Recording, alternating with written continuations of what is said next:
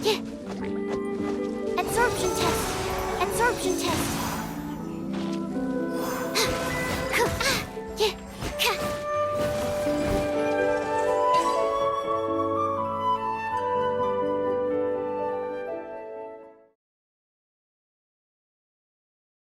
Sucrose is someone you would call a combo mage. Her true power is in creating elemental reactions with other elements in the game. Electricity, water, fire, cryo, and even geo. Okay, maybe not geo. But don't let this fool you. Sucrose can handle her own on the battlefield, but there are some restrictions. But still, Sucrose is one hero that can allow your main team composition to take that next step. And with this video, I'll help your Sucrose take that step. If you're considering rolling on that new Albedo banner, I'll help you decide if Sucrose is a 4-star worth your time. I do currently use a 5-star weapon that I don't know how I got my hands on, but as a dolphin, I'm not going to let it collect dust in my inventory. But since this is a free-to-play focused build, I won't go over it in detail, but if you do have this, use it. The crit rate substat, which I always love, and the description effect boost just boost your elemental damage, and it's a no-brainer, win-win situation. Now the first and best weapon I recommend is the Mop and Mare. This weapon can be crafted from the blacksmith in Mondstadt or Liyue. It only takes one glance to know that this catalyst was made for Sucrose. Sucrose is the queen of elemental reactions, so the more elemental mastery, the better. Also, with its description effect and fusion scroll, every time you cause an elemental reaction, your elemental damage goes up by 8% for 10 seconds.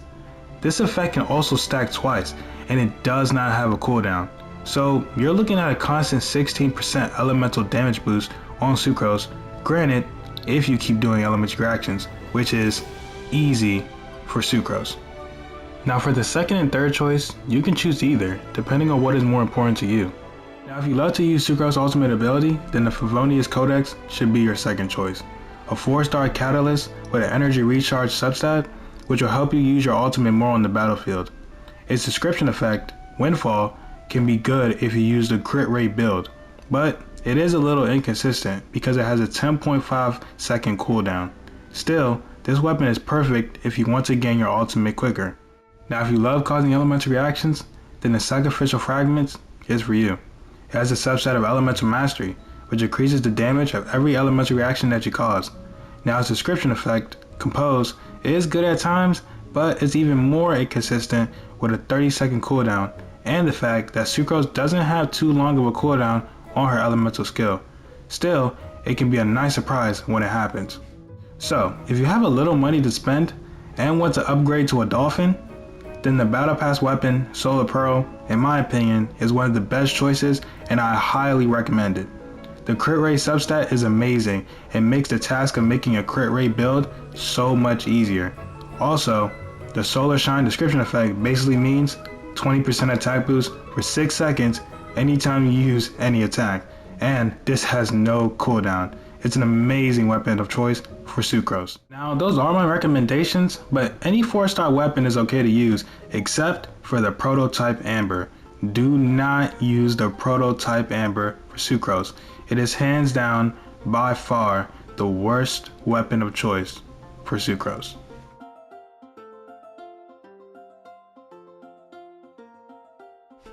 Now it's time to touch the most important part of any build, the artifacts. First, I'll go over possible sets you could use for Sucrose, and then I'll go over the stats that you need for each individual piece. Now the first set I highly recommend, and it is the one that I currently use, is the 4-piece Viridescent set. With this set, your Anemo damage is increased by 15%, which is basically just a raw increase of 15% to Sucrose, since all her damage is pure Anemo. With the 4-piece effect, your sword damage will be increased by 60%, which is the elemental reaction that occurs anytime Anemo reacts with any element besides Geo. Also, it increases the elemental resistance of the element infused in the swirl by 40% for 10 seconds. Now, in simpler terms, that basically means that if you use Sucrose to cause an elemental reaction with Pyro, then that enemy will take 40% extra damage from the pyro element for 10 seconds. Now if you want to go a different route, maybe you only care about the ultimate, the very doesn't fit your style, or maybe you just hate the color green. The second set I recommend is the Noblest Oblige set. With its 2-piece effect, your elemental burst, aka your ultimate, is increased by 20%, so straight up, more damage. When you get into its 4-piece effect, when you use your elemental burst, it increases all your party members' attack by 20% for 12 seconds, which is really good. So this set is a good alternative depending on which you like the best. Now here are some honorable mentions.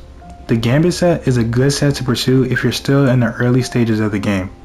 Also, using a 2-piece Viridescent set and a 2-piece Noblest Oblige could be a nice combo if you're looking to gain that 15% Anemo damage and that 20% Elemental Burst damage. Okay, so the first piece is the Flower. The Flower piece will always have flat HP, so let's just focus on the substats. For your substats, you're going to want to focus on crit rate, crit damage, elemental mastery, and energy recharge.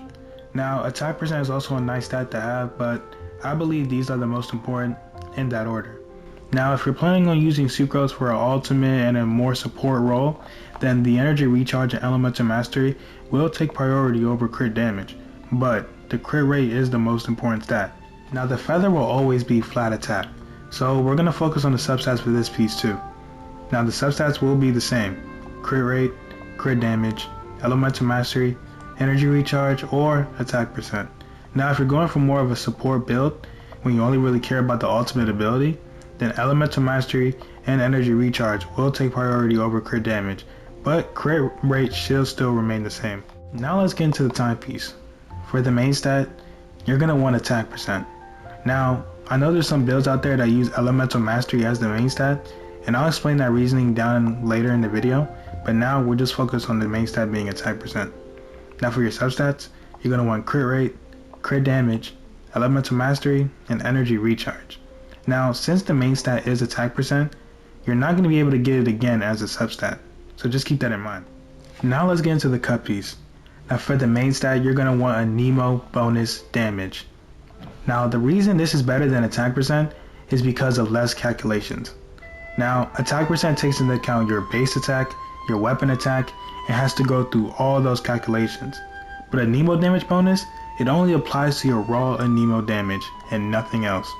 And since Sucrose does nothing but Anemo damage, it's literally perfect for her. Now for the substats, you're going to want crit rate, crit damage, elemental mastery, energy recharge, or attack percent. Now for the last piece, the crown. You're going to have two options.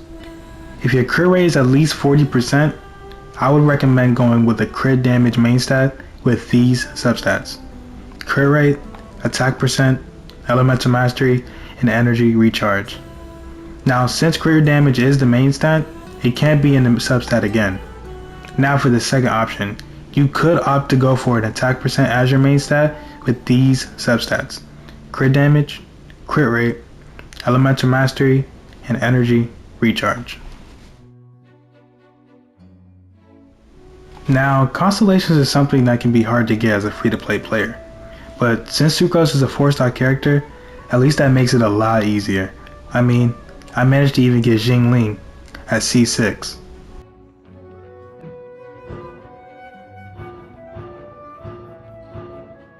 Now, if you have the money to spend, then the 1st and 6th Constellation on Sucrose are the best ones in my opinion, especially our first one. With Sucrose's first Constellation, Clustered Vacuum Field, you are allowed one additional charge for Sucrose's elemental skill. Now it sounds simple, but it's a lot more important than you think. With this Constellation alone, you're allowed more damage, more consistency, more energy, and in turn, this allows you to use your ultimate even more. It's one of the best C1s for any character in the game. Now with Sucrose's final Constellation, Chaotic Entropy, this basically increases your ultimate damage by 20% whenever it happens to absorb an element, and also provides that 20% elemental boost to your entire party. So an example, if you have Amber on your team, which I'm pretty sure everyone does, and your Sucrose uses their ultimate and absorbs that pyro element, then Amber and the rest of your team will have a 20% pyro damage bonus. Unfortunately, it only lasts as long as the ultimate does, So in my opinion, it isn't that broken, but it can still be useful in some situations. Now her fourth constellation, Alchemania, is probably not going to be a use to you unless you're using Sucrose 24/7. But it does sound the coolest out of all her constellations, so that's pretty much the only reason I decided to mention it. Now as for which talents to focus on, unless you're using Sucrose as your main DPS, which you probably shouldn't be doing, then you're going to want to focus on leveling up her elemental skill and her elemental burst. Now if you're using Sucrose as your main DPS, then of course your basic attack will need to be leveled up, but her elemental skill and burst are still very important. At the end of the day, everything is probably going to be leveled up, so you shouldn't stress over this too much. Now Sucrose's first passive talent, Catalyst Conversion, whenever she triggers an elemental swirl with another element, everyone with the matching element, except for Sucrose, has their elemental mastery increased by 50 for 8 seconds. This is perfect for increasing the damage done by your entire party. Now our second passive talent, Mollis Favonius, allows Sucrose to increase the elemental mastery of everyone in her party by 20% of her own elemental mastery anytime her elemental skill hits an enemy. This is probably the biggest reason why people like to build an elemental mastery build for Sucrose and have like 300 plus elemental mastery on her, so that she can make full use of these talents. But in my opinion, that just minimizes Sucrose's role and highlights everyone else. Finally, Sucrose's final talent, a stable invention, gives you a 10% chance to obtain double the product anytime you craft character and weapon enhancement materials. This is just a little bonus added to her kit, and it's better than having a 0% chance. Now if you're in search of that Anemo mage to deal loads of damage, or maybe you just want to take your squad to the next level, Sucrose is a perfect match for basically any team composition. She either amplifies the damage of your party, or she does the dirty work herself. Now in the future, I will be doing the best teams for these characters, but since Sucrose can literally fit anywhere, I decided not to do one for her. Anyways, if this helped you out, consider dropping a like, and if you want to see more build videos like this, make sure to subscribe, and I'll see you guys in the next one.